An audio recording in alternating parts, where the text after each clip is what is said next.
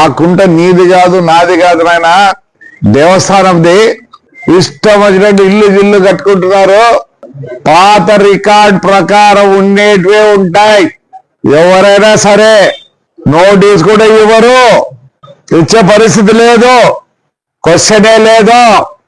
JCB పెట్టి కొట్టేదే ఊరి అభివృద్ధి కోసరం, నా కోసరం కాదు. నాకేళ్ళ తండ్రి కట్టిందే మీ ఇష్టం వచ్చినట్లు. లేదు మాదంట మీదంట, రికార్డు తీసుకురండి చెప్తారా చూడండి. వీటికి యాడికి మొత్తం గబ్బు పట్టిస్తారు.